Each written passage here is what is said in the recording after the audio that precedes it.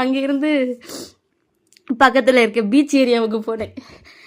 அங்கே போய் ஒரு கடல் அலையால் இடிஞ்ச ஒரு வீடு அந்த கட்டிடத்தில் போய் உட்காந்துருக்கேன். கடலில் இறங்குறதுக்காக அந்த ஸ்பாட்டில் உட்காந்துருக்கேன்.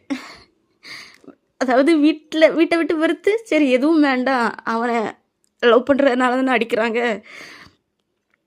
எதுவும் வேண்டாம், லைஃப்பை வெறுத்து போயிடலாம், உயிரை விட்டுறலாம் அப்படிங்கிற இதில்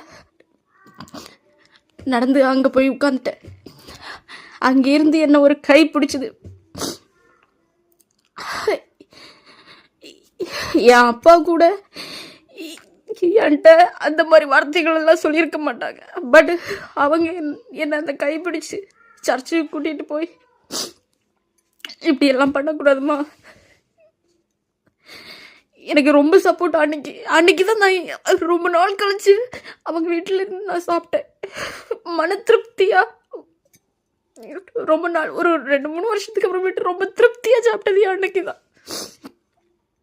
அதுக்கப்புறமேட்டு தான் வீட்டில் அங்கே பீச் ஏரியாவில் உள்ள சர்ச்சில் உள்ள ஃபாதர்ஸ் எல்லாம் பேசி அவங்களே அவள் இப்படி சூசைட் பண்ண போயிட்டா, ஸோ அவங்க என்ன பண்ணுறாங்கன்னுட்டு வீட்டில் கொண்டு போய் விட்டாங்க. கொண்டு போய் விட்டதுக்கப்புறமேட்டு வீட்டில் உள்ளவங்க சூசைட் பண்ண போனதுனால கொஞ்சம் இதாகிட்டாங்க. அதுக்கப்புறமேட்டு அப்படியே நைஸாக எதுவும் அடிக்கவும் இல்லை, அவனை அடிக்க வேண்டான்னு சொல்லி அதுக்கப்புறமேட்டு கொஞ்சம் அப்படியே ஸ்மூத்தாக போச்சு என் லைஃப்.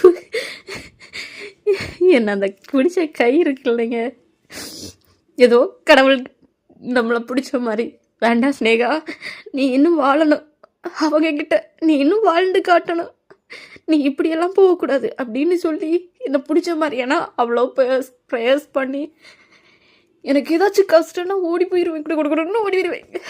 ஏன்னா இந்த அடி தாங்கிக்கிட்டு யார்கிட்ட போகலாம் போய், நோ ஃப்ரெண்ட்ஸ்.